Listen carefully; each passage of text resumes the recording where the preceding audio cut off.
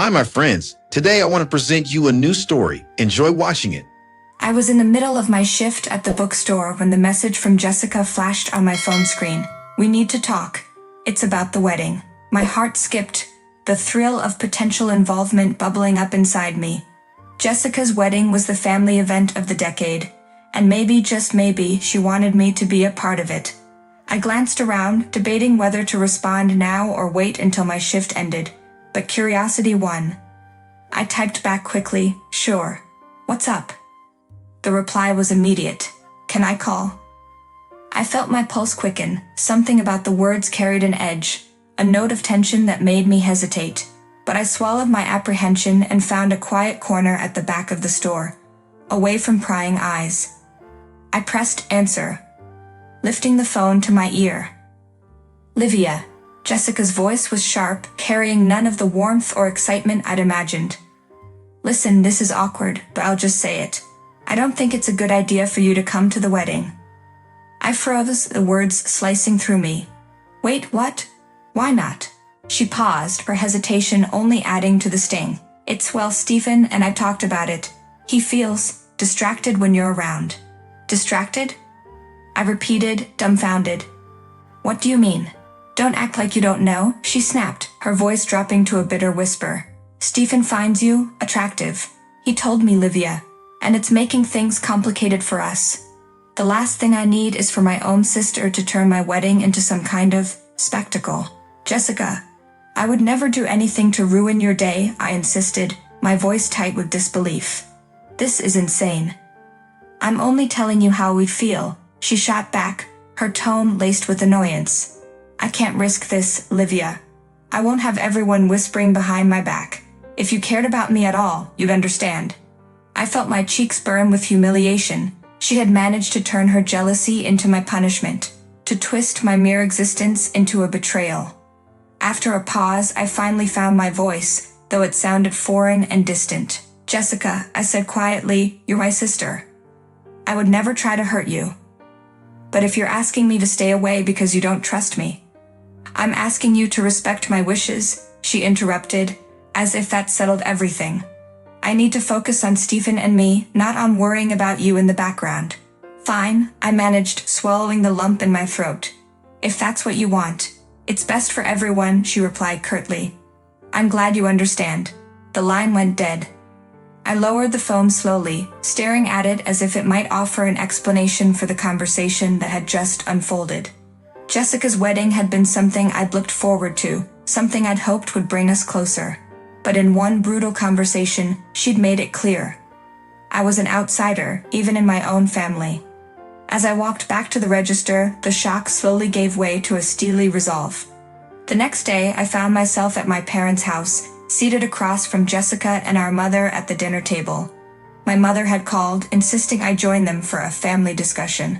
Judging by the glances exchanged between Jessica and her, it was clear I was the subject, though they spoke to each other as if I wasn't even there. "Livia has always been sensitive," my mother said, her voice dripping with that familiar mixture of pity and impatience. "She doesn't handle things like Jessica does. Not everyone can be so put together." She shot a glowing smile at Jessica, who beamed back, proud and oblivious. I clenched my fists under the table, feeling the words like tiny needles digging into my skin. It was an old wound, but it still stung just as badly every time they picked at it. Jessica leaned forward, looking at me with forced sympathy.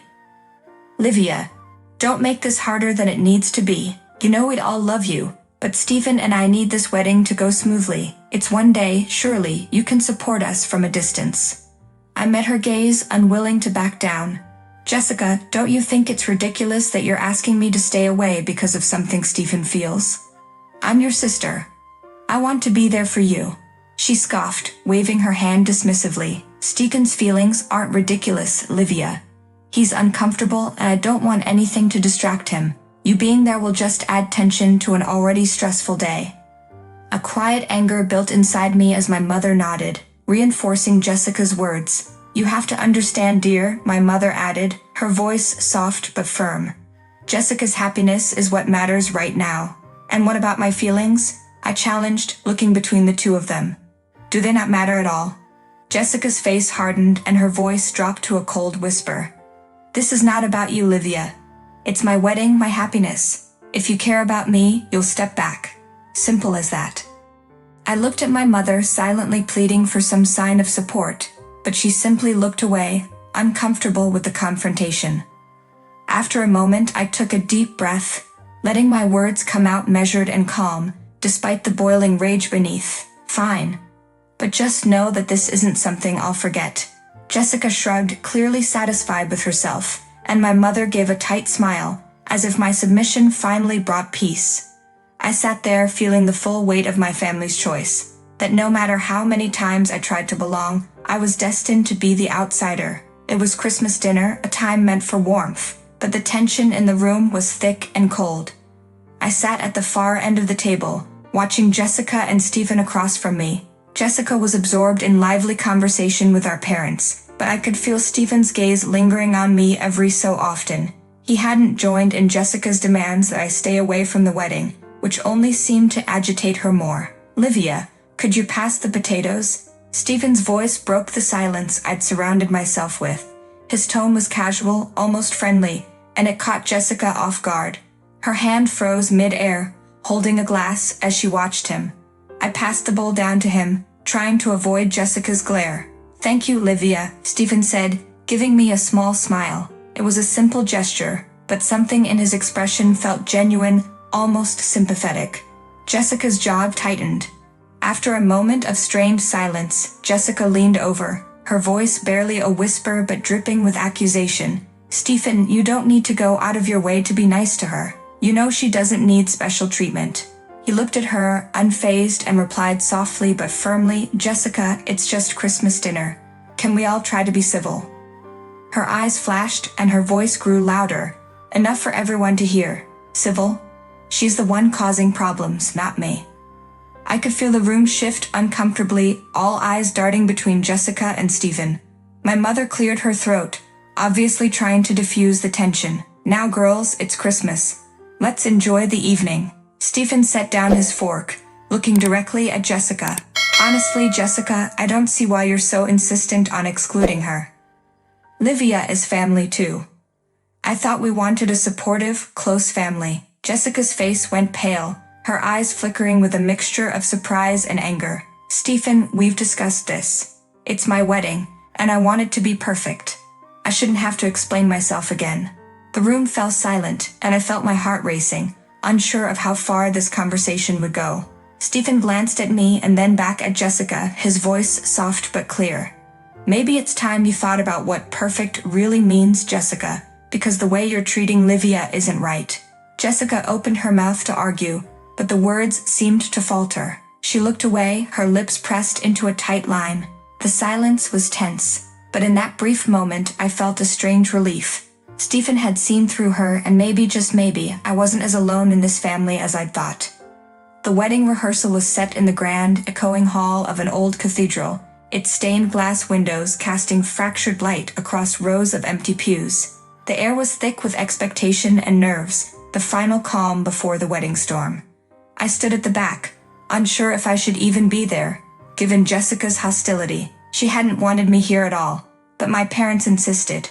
Still, her sharp glares reminded me I was barely tolerated. As Jessica walked down the aisle for a practice run, she kept glancing back at Stephen, who looked tense, almost as if he were bracing himself. At the altar he was visibly uncomfortable, jaw clenched, eyes distant. Jessica, sensing something, leaned toward him with a forced smile. Stephen, can we just get through this? She hissed, her tone dripping with irritation. Stephen didn't respond, his gaze fixed on the marble floor. A low murmur spread through the room as guests and family members noticed the tension between them. Jessica's face hardened and she turned to me. Livia, could you stop sulking at the back like some tragic figure? It's embarrassing. I flushed, every eye now trained on me. I didn't mean to. I'm just here because Mom and Dad. Excuses again, Jessica cut in, her voice cold. This is my day. Can you at least pretend to be happy for me? That was the final straw. Stephen looked up, and something snapped in his expression. He turned to face Jessica fully, his voice clear and calm but sharp as a blade. Jessica, that's enough. I can't keep ignoring how you treat Livia. This isn't what I want in my life. Jessica's mouth fell open, caught off guard. She stammered, "What? What are you saying, Stephen? You're not making sense." "I'm saying," he continued, his voice unwavering, "that I don't want a life built on hurting others. The way you've excluded Livia, treated her like she's a threat. I can't go through with this wedding if this is the kind of person you are." A stunned silence filled the cathedral. Jessica's face turned white, then red as realization dawned on her. She shook her head, trying to laugh it off. You're kidding, right?" Stephen's gaze was steady. "No, Jessica. I can't marry you if this is how you see family." He stepped away, leaving her frozen in shock. My heart raced as I watched him walk past me, giving me a look of quiet reassurance. For the first time in years, I felt something break free within me, a glimpse of validation and relief. But Jessica's cold, stunned silence behind me promised that this drama was far from over. As I closed the door of my room, the silence settled, heavy and ominous. Jessica had followed me from the cathedral, her frantic pleas still echoing in my mind. She'd insisted on driving me back, and once we arrived, she begged me to reconsider. "Livia, please. You have to tell Stephen I'm not the person he thinks I am. Just lie if you have to. Say I'm a good sister, that I've always been supportive. Help me save this wedding." Her desperation was palpable, and for the first time, I saw Jessica not as the untouchable golden child, but as someone terrified of losing everything. And yet I couldn't shake the years of her bitterness, the countless moments of being overshadowed and excluded. Her voice pulled me back to the present. "You're my only hope, Livia," she murmured from the doorway. "If you don't do this, he'll leave me, please." A pang of guilt flared, but the memory of Stephen's support at the cathedral grounded me. I took a breath, steadied myself, and faced her. "Jessica," I said quietly, "I don't think I owe you that." Her face twisted with anger. "After everything I've done for you, this is how you repay me." "What have you done for me, really?" I asked, voice trembling but resolute. "All these years you've kept me out, treated me like I didn't belong, and now you want me to lie for you?" She fell silent, and for a moment, I thought she might apologize or at least understand. But her face hardened instead. "Fine. Go on then, be selfish. But you'll regret this, Livia. One day you'll be in my position, alone, desperate, and hoping someone will save you. And you'll remember today." Her words struck like a slap, but I didn't flinch. "Maybe," I replied, a strange calm filling me. "But at least I'll know I didn't get there by hurting anyone else." Jessica stormed out, her footsteps fading into silence. I felt an overwhelming sense of release as I realized this was my decision, my life, and I wouldn't let her control it any longer. After the chaos of Jessica's wedding day faded, I didn't expect to hear from Stephen again, but a week later there he was, calling me out of the blue.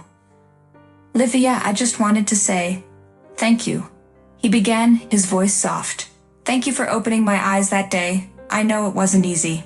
We started meeting for coffee, laughing about the absurdity of it all, sharing stories from our own lives that somehow brought us closer. There was a warmth between us, a genuine connection that felt new and freeing. Our friendship grew effortlessly, like it had been waiting for us all along. As months turned into a year, we realized our bond had evolved into something deeper. Stephen proposed quietly, under a sky full of stars, with no fanfare or grand gestures, just the simple, honest words that I knew came from his heart. We both wanted a fresh start, away from the shadows of the past, so we moved to a new city where neither of us had roots or family ties. Our wedding was small, with only a handful of close friends. There was no need for elaborate ceremonies or public displays. We were enough for each other, and that's all we needed. Meanwhile, Jessica remained the golden child, cherished and doted on by my parents. She never married, and in their eyes she could do no wrong, still the shining star in their world. I sometimes wondered if she was happy, but then I'd remind myself that it wasn't my burden to carry. In our new city, Stephen and I built a life filled with laughter, support, and peace. Free from the toxicity of the past, we created our own family, a family built on honesty, trust, and the hard-earned lesson that sometimes stepping away from those who hurt you is the bravest choice you can make. Friends, what do you think of this story? Write your opinion in the comments. Would you like more stories? Don't forget to subscribe and hit the bell button so you don't miss any videos. See you tomorrow.